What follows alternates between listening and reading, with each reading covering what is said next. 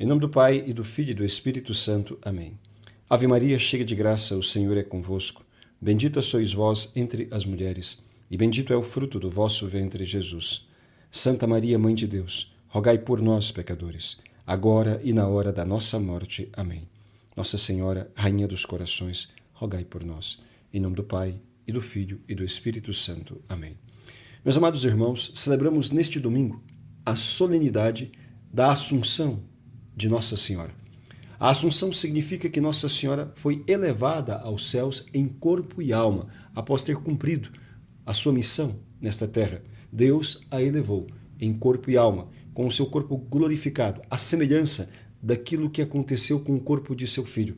Como vão dizer os padres da igreja, aquele corpo virginal do qual Cristo tirou o seu, então não poderia ser corrompido pela morte, uma vez que o salário do pecado é a morte, mas aquele corpo jamais experimentou, aquela alma jamais experimentou qualquer pecado, mesmo o mínimo pecado. E imaculado foi concebido, e imaculado permaneceu até o último instante de sua vida terrena, depois recebendo de Deus a glorificação por sua fidelidade, conforme ela mesma vai cantar no Magnífica: o Senhor fez em mim maravilhas, grande é o seu nome. Nós, celebrando esta grande festa, estamos também como que celebrando a vitória de nossa humanidade. Porque um membro da igreja, um representante de nossa raça, antecipou aquele estado de glória que todos nós iremos receber se permanecermos fiéis às palavras, ao ensinamento de nosso Senhor Jesus Cristo. A vitória da Santíssima Virgem deve nos estimular. A sua assunção aos céus deve fazer com que os nossos corações e os nossos olhares também se elevem, a fim de que os nossos sentimentos sejam mais nobres e a nossa vivência seja direcionada à eternidade e não se perca nas coisas que são passageiras. Não se perca apenas na realização ou no desfrute daquilo que é mundano, daquilo que é temporal, daquilo que é deste mundo. A vitória da Santíssima Virgem sobre o pecado e depois sobre a morte, pelo poder de Deus, deve ser estímulo para que cada um de nós busque perseverar na graça de nosso Senhor. Vai dizer a leitura do livro do Apocalipse que quando abriu-se o céu, o templo de Deus, apareceu então a Arca da Aliança. Quem é esta Arca da Aliança? Esta Arca da Aliança é a Santíssima Virgem Maria, é a Arca do Novo Testamento. Porque no Antigo Testamento, Deus mandou construir uma arca e colocar uma tampa com os querubins de ouro sobre esta tampa. E dentro desta arca, uma espécie de baú, que havia ali os varões para serem carregados, como uma espécie de andor, dentro desta arca foram colocados os grandes tesouros de Israel. Foram colocados as tábuas da lei, foram colocadas as tábuas da lei, a lei de Deus, e foram colocados também uma porção do maná e o cajado de Moisés. Estes são os objetos que foram colocados dentro da Arca da Aliança, o grande tesouro de Israel.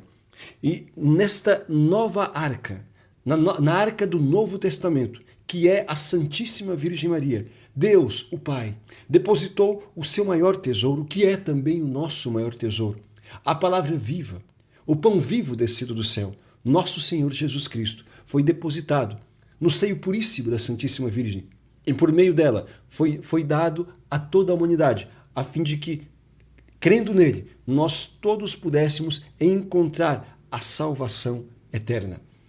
Esta Arca da Aliança, vai dizer a leitura do livro do Apocalipse, apareceu no céu este grande sinal, a mulher vestida de sol, tendo a lua debaixo dos pés e na sua cabeça uma coroa de 12 estrelas. Ela estava grávida e deu à luz a um filho, aquele que deveria reger todas as nações com cetro de ferro. Este filho foi arrebatado para junto de Deus. E depois aquela inimizade se faz sentir.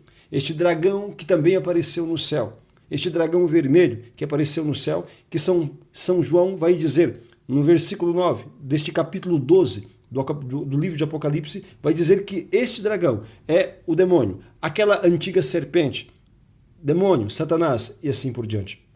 Aquela mesma entidade que ouviu da parte de Deus aquela célebre profecia e que viu o estabelecimento desta inimizade irreconciliável, porque estabelecida pelo próprio Deus. Quando o Senhor disse, o Pai disse, eis que coloco ódio entre ti e a mulher, entre a tua descendência e a dela. Ela, a mulher, com a sua descendência, te esmagará a cabeça, e tu armarás ciladas contra o seu calcanhar. Este é o livro de Gênesis, no capítulo 3, versículo 15. E agora, nessa primeira leitura, onde vemos narrado no livro do Apocalipse, aparece novamente a figura da mulher e do dragão, da mulher e da serpente, que vão se embater novamente. O dragão, a serpente, perseguindo a mulher, perseguindo o filho da mulher. E depois, mais adiante, vai falar também sobre o resto da descendência, aqueles que são os membros do corpo místico de Cristo, aqueles que, formados pela mulher, observam os mandamentos de Deus, aqueles a quem Cristo entregou na cruz para a Santíssima Virgem, aqueles que foram colocados como filhos, como co-herdeiros do Senhor, aqueles que o Senhor mesmo entregou, consagrou aos cuidados de sua Mãe Santíssima, quando na cruz morria, conforme está narrado no Evangelho escrito por São João no capítulo 19, versículo 26 e 27. Mulher, eis aqui o teu filho. Por isto a Igreja, na pessoa do Papa Paulo VI, declarou a Santíssima Virgem Maria, mãe da Igreja, mãe de todos os membros do corpo místico de Cristo. Embora ela mesma seja membro da Igreja, ela recebeu de Cristo esta missão, esta maternidade espiritual, para que na ordem da graça ajudasse-nos a todos nós a fazer tudo o que Jesus mandou e dessa forma nos auxiliasse a esta manutenção, esta perseverança na comunhão com o Senhor, a fim de que nós fôssemos dignos do seu reino.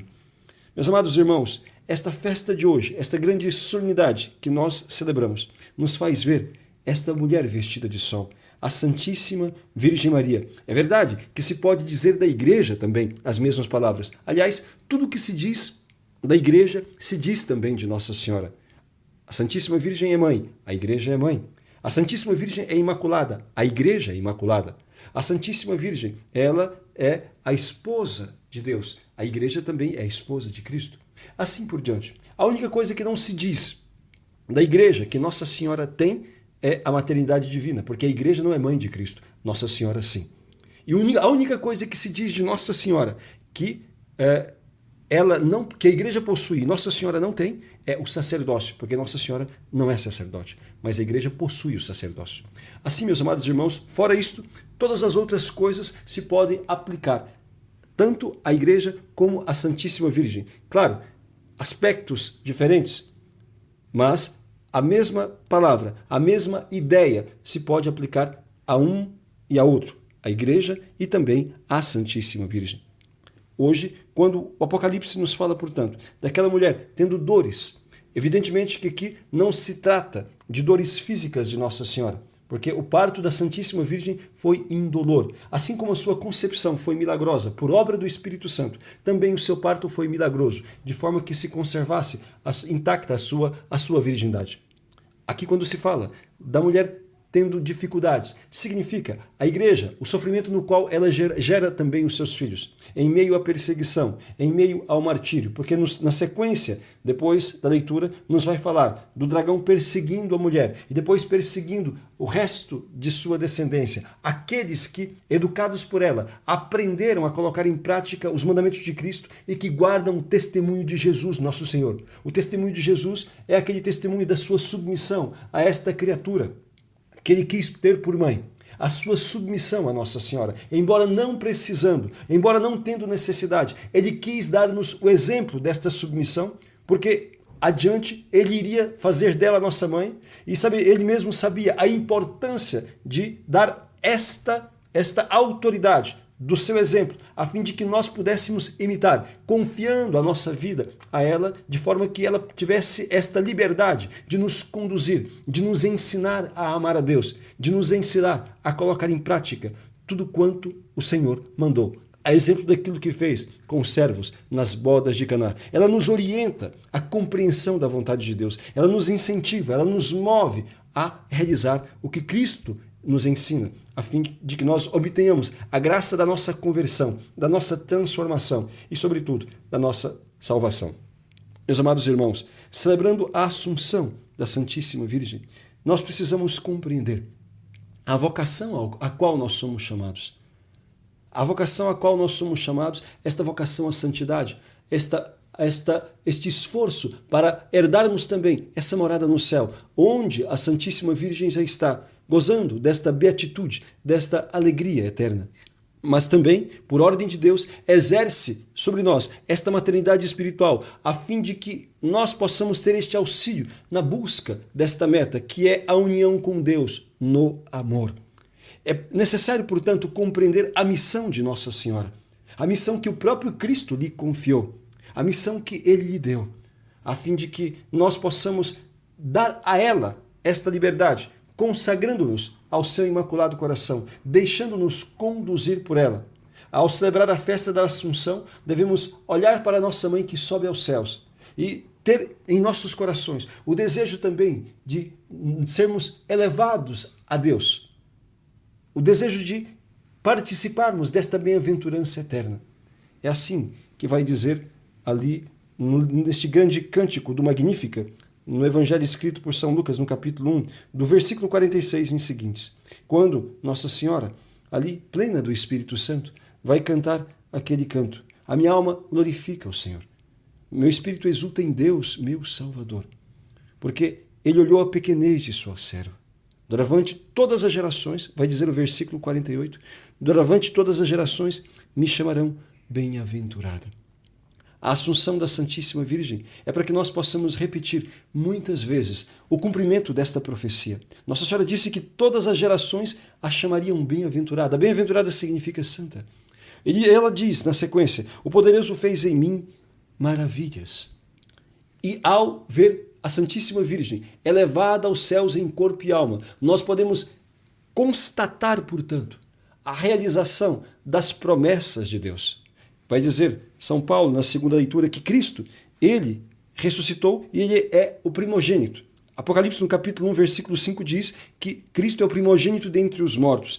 Ele é o primeiro, aquele que ressuscitou e que subiu aos céus e que abriu as portas do céu, para que todos aqueles que nele crescem pudessem também gozar desta felicidade eterna, unindo-se a Deus no amor. Mas vai dizer São Paulo que, assim como em Adão todos morreram, em Cristo todos reviverão. Primeiro vem Cristo, mas depois virão aqueles que a Ele pertencem. E de maneira muito especial, a sua Mãe Santíssima. A sua Mãe Santíssima como o protótipo de todo o fiel. Vão explicar os padres da igreja que era necessário que aquele corpo virginal imaculado, do qual o Cristo tirou o seu, que ele também ressuscitasse, a fim de que a redenção pudesse resplandecer em sua plenitude. Jamais poderia, então, apodrecer corrompido pela morte aquele corpo, aquela alma virginal, aquele corpo, melhor falando, que não experimentou nenhum pecado, nem mesmo o menor pecado, nem mesmo o mínimo pecado. Imaculado, assim era aquele corpo da Santíssima Virgem. Imaculado foi concebido, imaculado permaneceu até o último instante, quando Deus a glorificou em plenitude na eternidade. Quando olhamos, portanto, a Assunção da Santíssima Virgem, temos que olhar aquilo que Deus deseja para cada um dos seus filhos. E por isso nos fez filhos de sua mãe. Nós temos este grandíssimo auxílio à nossa disposição, a maternidade espiritual de Nossa Senhora. Deus quer a salvação do seu povo. Deus quer a salvação do seu povo e por isto Ele, além de nos ter dado a sua lei, nos ter deixado os seus sacramentos, confiando à igreja para que nos pudesse comunicar a graça e nos ensinar a verdade, Ele deu-nos este auxílio espiritual, esta maternidade da Santíssima Virgem, a fim de que nós pudéssemos, pastoreados por ela, sermos conduzidos ao grande e sumo sacerdote Jesus Cristo, ao pastor de nossas almas, ao esposo de nossas almas. Por isso vai dizer o Salmo: as filhas do rei vêm ao vosso encontro. Quem são as filhas do rei? Aqui se diz da alma de cada crente, de cada pessoa fiel. As filhas do rei vêm ao vosso encontro. O rei é o Pai, aquele que irá se encontrar com nossa alma. O seu Filho, nosso Senhor Jesus Cristo, é o esposo de nossa alma, aquele que deve ser desposado por nós, aquele a quem nós devemos estar unidos continuamente. E vai dizer aqui: escuta, minha filha, olhai, ouvi isto. Esquecei vosso povo e a casa paterna, que o rei se encante com a vossa beleza. À vossa direita se encontra a rainha. À vossa direita se encontra a rainha, vestida com ricos brocados de ouro. Então, a rainha é a Santíssima Virgem. Ela é a mãe do rei. Ela é a mãe daquele que deve reger todas as nações. E ela prepara a alma de cada um dos seus filhos, a fim de que possa se unir a Deus por toda a eternidade. Meus amados irmãos, glorifiquemos a Deus nesta belíssima festa, nesta solenidade da Assunção de Nossa Senhora. Agradeçamos ao Senhor pela a graça de nos ter dado tão bondosa mãe. E procuremos fazer por onde merecer, também um dia gozar desta bem-aventurança feliz. Que nós nos deixemos preparar, que a nossa alma possa então desposar-se com Cristo. E que nós possamos contemplar com os nossos olhos aquilo que o apóstolo São João viu naquele grande esplendor. Aquela senhora vestida de sol, junto ao sol eterno, que é Cristo, que na sua alma brilha. É este que nós contemplaremos no coração de Maria, Jesus Cristo, reinando por todos os séculos e sendo adorado por todos aqueles que o amaram neste mundo. Louvado seja nosso Senhor Jesus Cristo.